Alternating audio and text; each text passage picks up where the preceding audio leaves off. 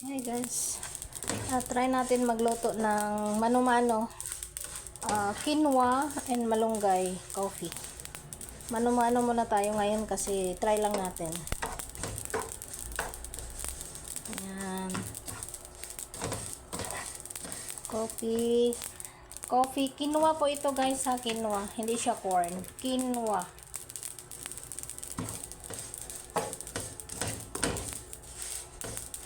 Quinoa and malunggay. Okay, add ko kay So, ito na siya. Ngayon, so, kailangan pa siyang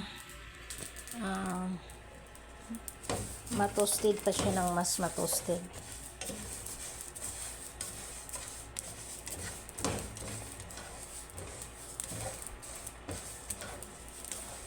Ayan.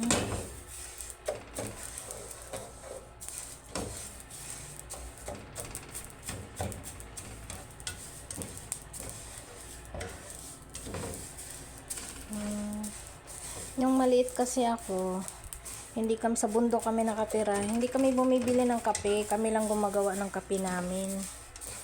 Kasi sagana kami sa corn, mga malunggay, mga prutas, so kami lang gumagawa, hindi kami nabili ng kape. So ito naman ginagawa natin, quinoa and malunggay. So pag na-toasted na ito ng maigi, i-lift muna natin hanggang maano siya malamig, tapos saka natin gigilingin. Yung iba, pag ano kasi pag marami na talaga, yun ano na, pwede na sa machine siya lutuin. Pero ito kasi ano lang muna, panggamit lang natin to. Konsumo natin to.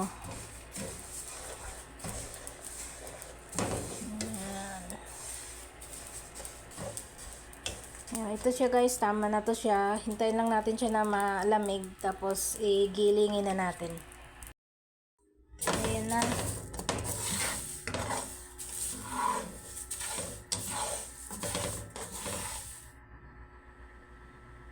Ano na natin? Gilingin na natin.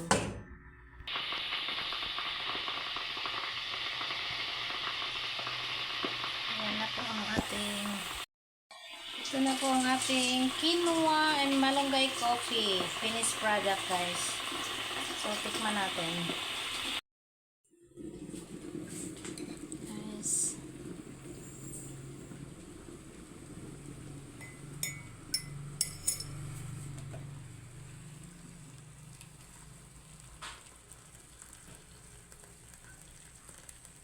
Parang ang dami ako atang naglagay na kape.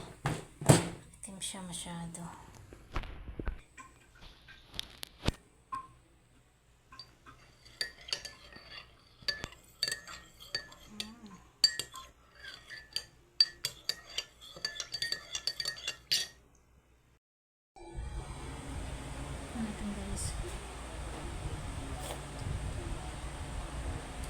In fairness, masarap siya.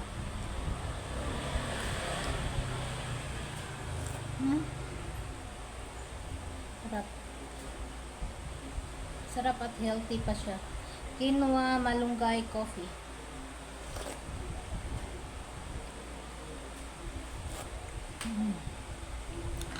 Sarap guys. Sarap ng coffee ko. Sarap ng quinoa, malunggay coffee. Made by Jima. Yeah. Tapos parisa natin sa Jima fruits and veggies chips.